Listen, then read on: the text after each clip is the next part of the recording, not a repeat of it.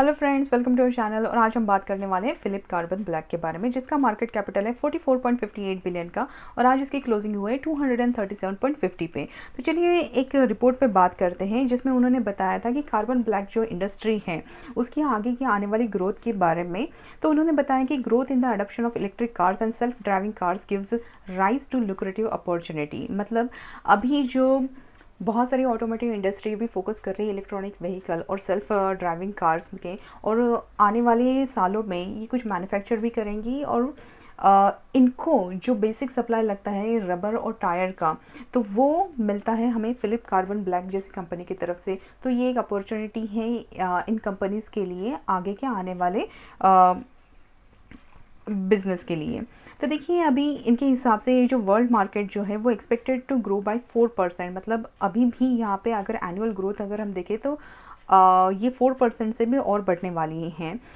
और इनके हिसाब से ये जो कार्बन ब्लैक इंडस्ट्री ये बहुत ही स्ट्रॉन्ग इंडस्ट्री है, और इसमें जो स्ट्रॉन्ग 7 कंटेंडर टॉप प्लेयर हैं वो अराउंड 60% पार्टिसिपेट करते हैं ग्लोबली मार्केट शेयर में, जिसमें एक है फिलिप कार्बन ब्लैक कंपनी। और इसके की हाईलाइट में इन्होंने बताया कि जो टायर और इंडस्ट्रियल रबर प्रोडक्ट्स होते हैं वो डोमिनेट करते हैं ऑटोमोटिव इंडस्ट्री में, और ये जो कार्बन ब्लैक का जो सप्लाई है वो ऑटोमोटिव इंडस्ट्री के लिए बहुत मायने रखता है।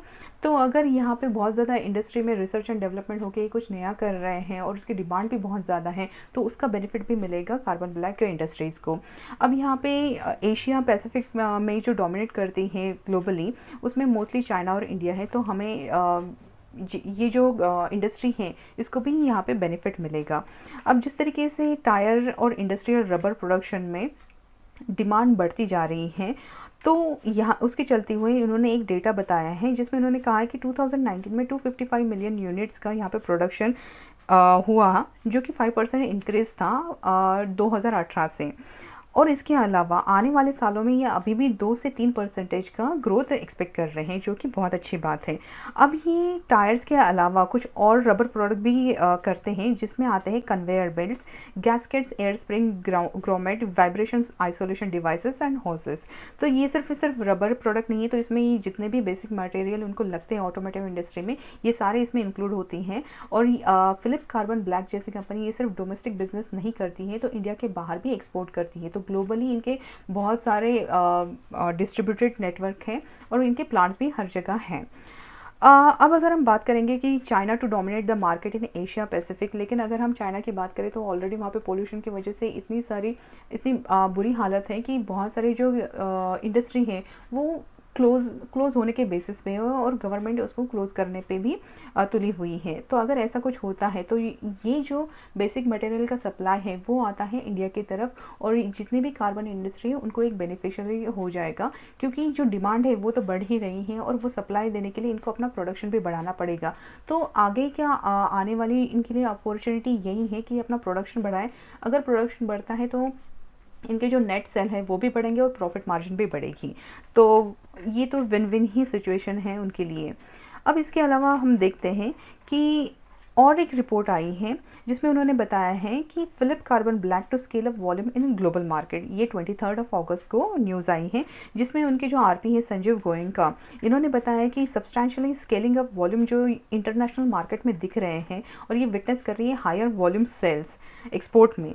तो ये तो बहुत ही अच्छी खबर है, जिसके चलते हुए अभी सबको पता है कि जैसे कोविड की वजह से बहुत सारे लॉकडाउन की वजह से बहुत इंडस्ट्री को जो प्रॉफिट मार्जिन है वो रिड्यूस हो गए थे, लेकिन अभी नॉर्मलाइज हो रहा है सब चीज़ें, और आने वाले क्वार्टरली रिजल्ट में हमको इनके प्रॉफिट मार्जिन बढ़ते हुए भी दिखाई देंगे। और जिस तरीके से इंटरनेशनल मार्केट में इनके डिमांड बढ़ रही है उसको देखते हुए ये एक्सपेक्ट कर रहे हैं कि इनकी ग्रोथ और इनकी जो नेट सेल है वो भी बढ़ेंगे।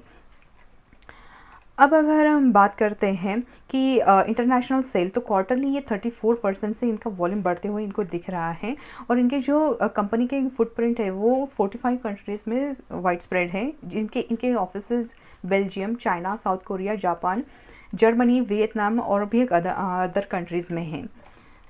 तो जिस तरीके से ये फुल्ली डिस्ट्रीब्यूटेड है, तो इनका एक्सपोर्ट भी और इनके हर एक कंपनी हर एक वर्ल्ड वाइड में यहाँ पे जितने भी एक्सपोर्ट है वो भी उनके मार्जिन में एडिशन करते हैं।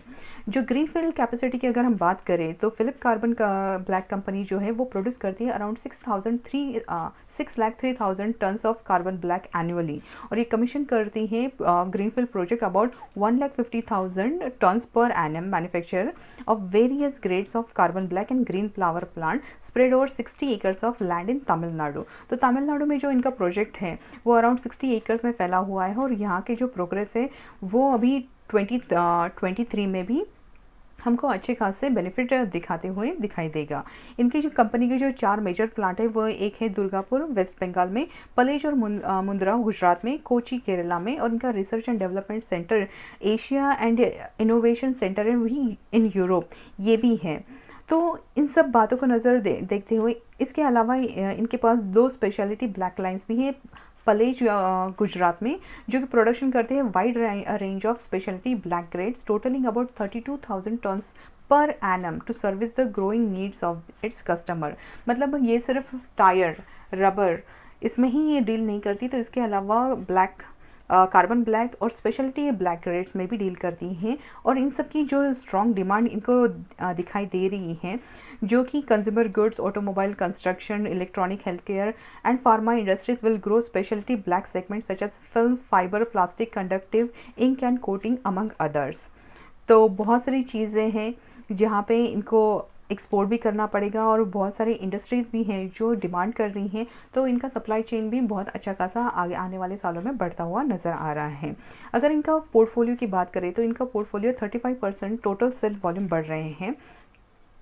तो ओवरऑल ये सब अच्छी चीज़ें देखते हुए कार्बन ब्लैक अगर आप लॉन्ग टर्म के लिए भी निवेश करते हैं तो वो आपके पोर्टफोलियो में होना चाहिए। अब देखते हैं हम चार्ट में, तो यहाँ पे डेली चार्ट की अगर हम बात करें तो देखिए यहाँ पे एक दायरे में ही एक ट्रेंड कर रहा था, लेकिन अगर हम यहाँ पे देखें तो यहाँ पे एक काइंड ऑफ डेली चार्ट में एक इन्वर्स हेड एंड शोल्डर का पैटर्न बना है, और आज की जो क्लोजिंग हुई है ये जो ग्रीन कैंडल है ये बहुत ही स्ट्रॉन्ग ग्रीन कैंडल दिखाई दे रही है। इसका मतलब अगर यहाँ से ये ब्रेकआउट देता है, अभी तो 237 पे इसकी क्लोजिंग हुई है, अगर यहाँ से ब्रेकआउट देता है तो हमारा इमीडिएट टारगेट रहने वाला है 250 का।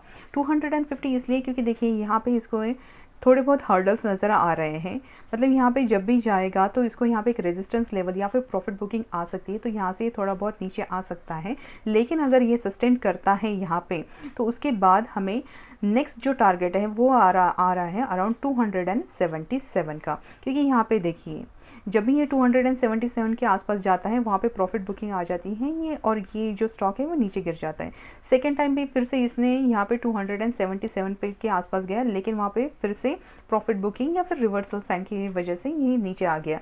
लेकिन अगर इस बार क्योंकि ये थर्ड टाइम ये अटेम्प्ट करने वाला है, तो अगर ये 277 यहाँ पे सस्टेन करता है तो उसके ऊपर के लेवल भी हमको यहाँ पे दिखाई दे सकते हैं। तो अगर आपका लॉन्ग टर्म का अगर यहाँ पे निवेश है तो यहाँ पे बने रहने की राय रहेगी, और अगर आपने ये ऑलरेडी ऊपर के लेवल पे बाय करके रखा है तो अभी ये अच्छा खासा लेवल है जहाँ पे हमें एक अच्छा खासा इन्वर्स हेड एंड शोल्डर का पैटर्न दिखाई दे रहा है, जो कि स्ट्रॉन्ग बुलिश पैटर्न माना जाता है। तो यहाँ पे आप इसको एवरेज कर सकते हैं, और सपोर्ट पे अगर आता है 218 का, जिसके कम चांसेस है, लेकिन इनकेस अगर आता है तो यहाँ पे अच्छी खासी बाइंग अपॉर्चुनिटी भी बनती है।